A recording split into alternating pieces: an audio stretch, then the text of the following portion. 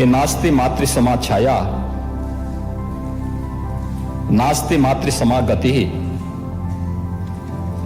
नास्ति मातृ समम त्राण, नास्ति मातृ समा प्रिया।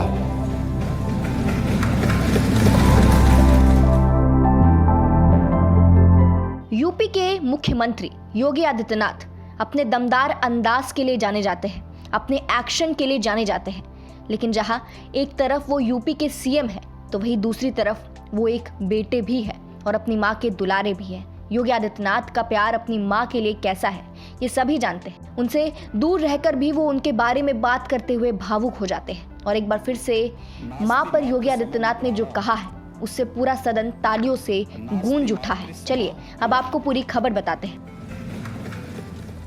दरअसल उत्तर प्रदेश विधानसभा के मॉनसून सत्र का चौथा दिन महिलाओं को ही समर्पित रहा, जहां 22 सितंबर के दिन को विधानसभा अध्यक्ष ने महिला विधायकों को समर्पित करने की घोषणा की थी। विधानसभा अध्यक्ष सतीश महाना ने कहा था कि यूपी विधानसभा ने सबसे पहले देश में पहल की है कि सत्र का एक दिन महिलाओं के लिए स्पेशल होना चाहिए और ये फैसला विधानसभा की कार्य मंत्रणा समिति की बैठक में लिया गया था, जिसका समर्थन यूपी के सभी राजनीतिक दलों ने किया। और इसी दौरान सीएम योगी ने सदन में मां पर महर्षि वेद व्यास का श्लोक पढ़कर सुनाया। उन्होंने संस्कृत में पहले श्लोक पढ़ा और फिर उसको समझाते हुए कहा, मां के समान कोई छाया नहीं है, मां के समान कोई सहारा नहीं है, मां के समान कोई रक्षक नहीं है और मां के समान कोई प्रिय चीज नहीं है।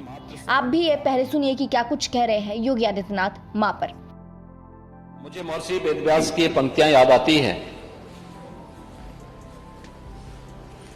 जो उन्होंने नारी शक्ति के बारे में कहा है, खासतौर पर मातृशक्ति के बारे में, कि नास्ति मातृ समा छाया, नास्ति मातृ समा गति, नास्ति मातृ समम त्राण, नास्ति मातृ समा प्रिया।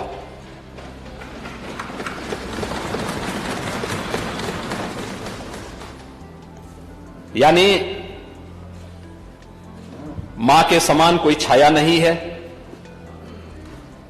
मां के समान कोई सहारा भी नहीं है, मां के समान कोई रक्षक नहीं है और मां के समान कोई प्रिय भी नहीं होता है। और मुझे लगता है कि मातृशक्ति के प्रति अगर ये भाव हर नागरिक के मन में आ जाए तो मुझे लगता है कि कुछ भी असंभव नहीं है। तो सुना आपने, इस वीडियो को सीएम योगी आदित्यनाथ ने अपने ट्विटर अकाउंट पर भी पोस्ट किया है और लिखा है, मां के समान कोई छाया नहीं है, मां के समान कोई सहारा भी नहीं है। आपको बता दें, अपने संबोधन में योगी आदित्यनाथ ने भारत में महिला सशक्तिकरण के लिए हासिल की गई उपलब्धियों पर भी चर्चा की। चलिए अब आपको सुनाते हैं कि महिलाओं के लिए समर्पित किया गया उस एक दिन के लिए योगी आदित्यनाथ ने सबसे क्या अपील की है, सुनिए।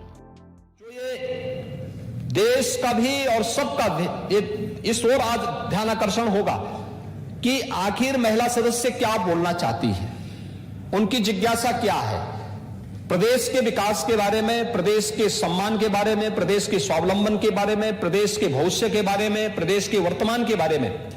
अगर इन सभी मुद्दों की ओर उनका सकारात्मक सुझाव आता है तो उस पर सरकार को कदम उठाने में भी मदद मिलेगी और उस सकारात्मक भाव के साथ इस चर्चा को आगे बढ़ाने के लिए मेरी आपसे भी अपील होगी कि कुछ देर के लिए ही सही, लेकिन पीठासीन अधिकारी के रूप में भी कोई बहन वहां बैठ करके सदन का संचालन कुछ देर के लिए ही सही कर सके तो मुझे लगता है एक माहौल और उस दौरान करें। और मुझे लगता है उनको आज नियमों के बंधन से मुक्त करिए,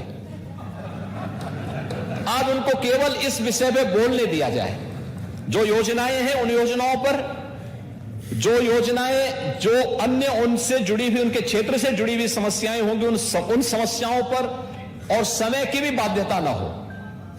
तो जितना बोलना चाहेंगे बोलें, दिन भर चले, दिन भर इसी पे चर्चा चले। और इसीलिए यहां पर सदन के बारे में मैंने इसी बात को कहा, क्योंकि खन्ना जी से मैंने पूछा भोजन की कोई व्यवस्था है, तो इन्होंने कहा कि मैंने कहा भी आप तो अपनी जेब में भोजन लेके चल लेते हैं, लेकिन जो दिन भर जिनको बोलना होगा उनका क्या होगा? मैंने कहा यहां भोजन की व्यवस्था करवा दें, लोग अपना बोले भी, यहां भोजन भी लें, अच्छा होगा। आपने इसके लिए अनुमति भी दी है, लेकिन आज इस पे दिन भर चर्चा हो और उसका जो निष्कर्ष होगा, मैं चाहूंगा कि अच्छे सुझाव आए, अच्छी सकारात्मक चर्चा हो, और उस सकारात्मक चर्चा को हम लोग, देखिए आरोप प्रत्यारोप हमेशा लगते हैं, आज उससे ऊपर उठ करके एक सकारात्मक दृष्टिकोण के साथ, क्योंकि ये जब प्रकाशन होगा तो उस प्रकाशन में आपका नाम जाए। विधानसभा की कार्रवाई में जो कुछ हम बोलते हैं, ये जो भी आएगा, यह यहां का एक दस्तावेज बनेगा।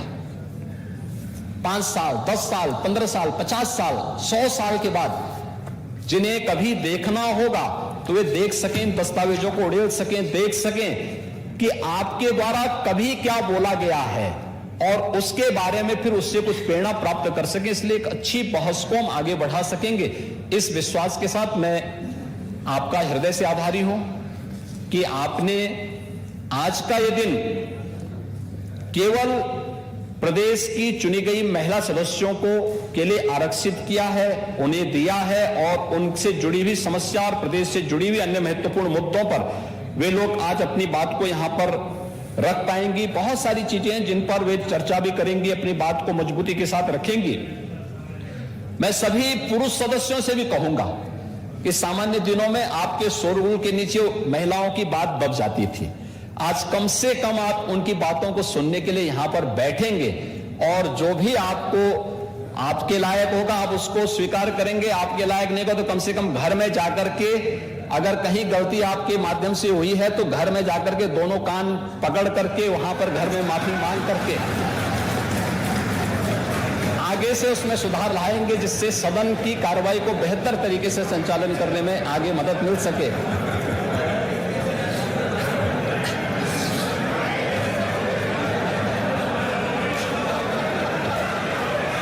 ये कार्य है, ये जरूर हो। सदन ये सब बातें कैसे जानते हैं? और मैं सभी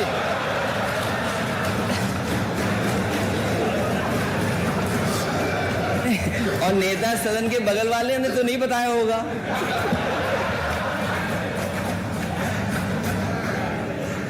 लगता है खन्ना जी आपको आमंत्रण करने में भूल गए हैं।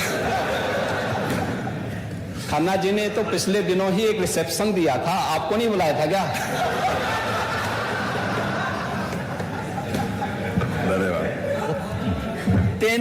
अध्यक्ष महोदय, जतन भी उसी जगह के हैं, कभी बताया नहीं बात आपने?